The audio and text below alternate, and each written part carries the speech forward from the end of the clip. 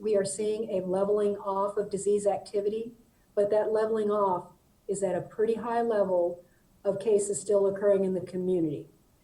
We want to resume normal life as much as we can, but the risk is still there, and we can resume normal life and be as safe as we can by recognizing that the risk still exists and to follow the recommended prevention measures. Will the loosening of restrictions lead to a second surge in infections? Everyone seems to have an opinion, but I want to hear from you, the expert.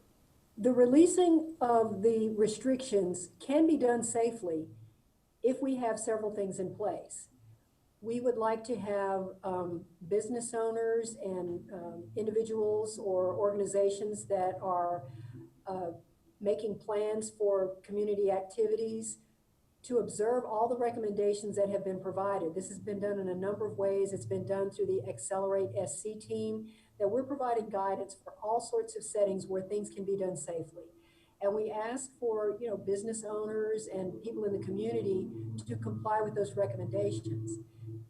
And what's needed on top of that is for individuals to take personal responsibility for following the recommendations. I've heard so many people say, Dr. Bell, that this virus only affects elderly and people with underlying conditions. That is a big misconception though, right? It may be less damaging to younger people, but it's always a risk.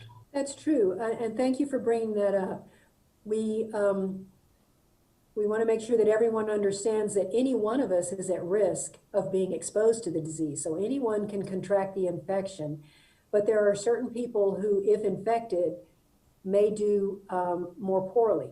We're seeing more severe outcomes, as you mentioned, in older people and in people who have existing chronic conditions, underlying medical problems like heart disease, diabetes, obesity, lung disease, asthma. All of those factors, if an individual already has an existing health problem and then there is a stress to their system with an infection like COVID-19, we know that that there are those members in the population who are doing worse. So this includes African Americans, who tend to suffer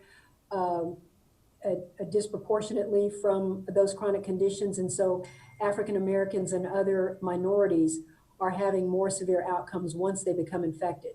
Everyone, however, does need to prevent exposure, because although we say these are individuals in a higher risk group, we unfortunately are seeing unexpected complications in younger people. And we are currently seeing an unexpected complication in children with there's a multi-system inflammatory syndrome that is showing up in young children that is like a vascular inflammatory disease and is causing severe problems. So there's still a lot that we don't know about this virus, and there can be unexpected complications in any age group. Let's talk about complacency a little bit. We're talking about wearing masks, hand sanitizer, social distancing. Down here in the low country at the beaches, they're not doing that. They're not doing it in the bank. How much is that a concern for you, people just becoming too complacent? If you're in an outdoor activity, if you're on the beach and there's a way to social distance and there's great air circulation, we're certainly not suggesting that people wear masks when they're on the beach. But in other settings, whether you're inside or outside, if you're in a large group and you're in close proximity to other people, masks work to prevent the spread of respiratory droplets.